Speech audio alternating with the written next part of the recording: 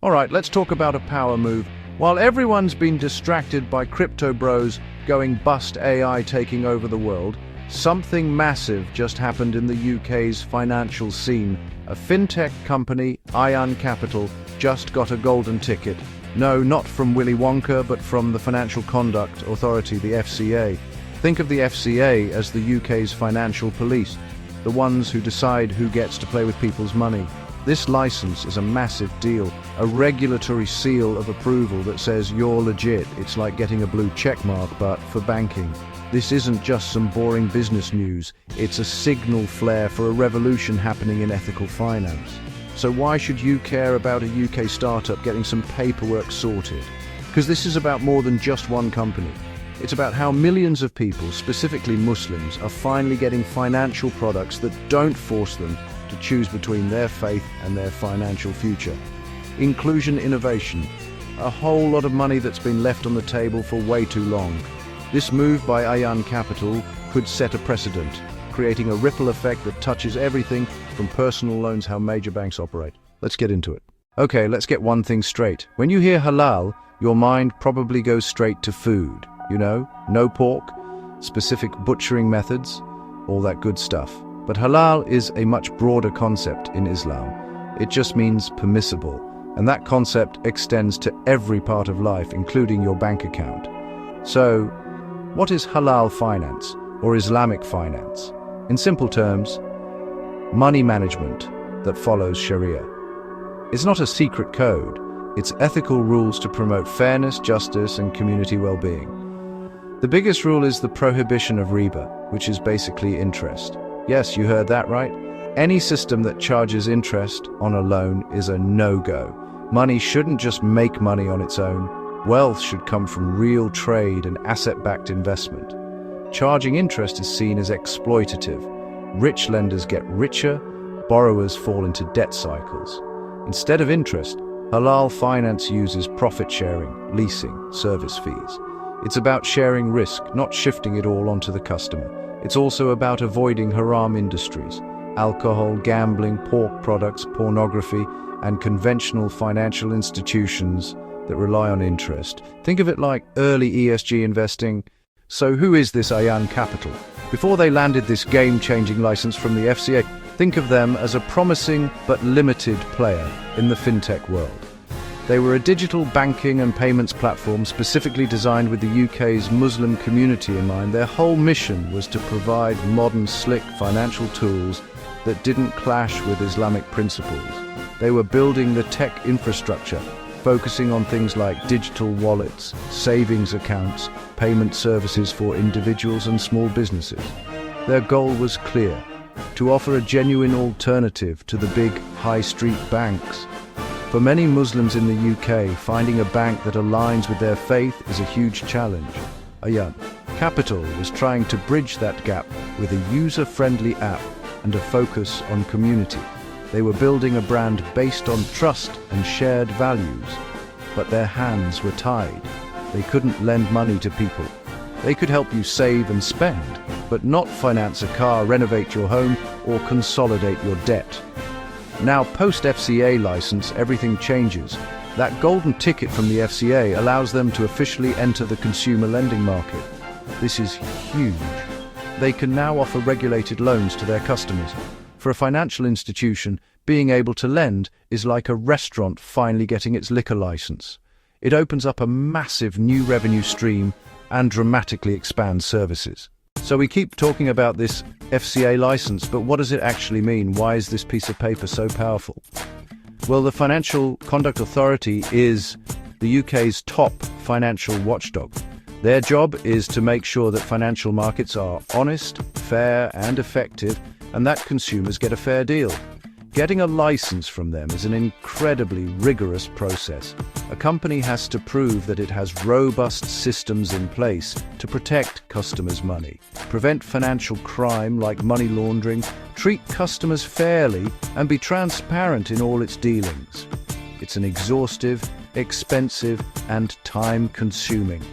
For Ayan Capital, this license is a massive badge of honor and trust. It tells the world, and more importantly potential customers, that this isn't some fly-by-night startup with a cool app. It's a serious, regulated financial institution that is held to the highest standards of safety and conduct in the UK. This is critical in the world of finance, where trust is everything. People are understandably nervous about handing their money over to new digital platforms. The FCA's stamp of approval instantly overcomes a huge amount of that skepticism. Okay, so Ayan Capital can now offer loans. Big deal. What does that actually look like for a regular person? You can't just slap a Halal sticker on a 19% APR credit card and call it a day. The products themselves have to be fundamentally different. One of the most common models they'll likely use is called Murabbaha. This is perfect for financing a specific purchase, like a car, a laptop, home furniture. Instead of lending you money to buy the item, Ayan Capital would buy the item itself directly from the seller. Then they would sell that item to you at a slightly higher price, which includes their profit margin. Customer chooses a car. Ayan Capital buys the car. Ayan Capital sells the car to the customer at a pre-agreed price. Customer pays in monthly installments. The key here is that the profit margin is fixed and disclosed up front. It's not interest that can compound and change. It's a transparent fee for the service of acquiring and financing the asset for you. Another area they might move into is a form of halal credit line or card. Instead of a traditional credit card that charges interest on your outstanding balance, they could offer a card based on a service fee model. Why is this all happening in the UK? Why not Dubai, Kuala Lumpur, or somewhere else? Well, the UK, and London specifically, has been playing the long game to become the Western world's premier hub for Islamic finance. This isn't an accident. It's the result of deliberate government policy and market strategy for over a decade. The UK has a large, established and growing Muslim population, over 3.9 million people, according to the last census, creating a significant domestic market for these services. London is one of the top 2 financial centres on the planet. It has the legal framework, the talent pool, and the global connectivity that attracts financial institutions from all over the world. The UK government has actively supported this by issuing sovereign sukuk and creating a regulatory environment that is open to innovation in finance. The FCA, in particular, has a reputation for being a forward-thinking regulator.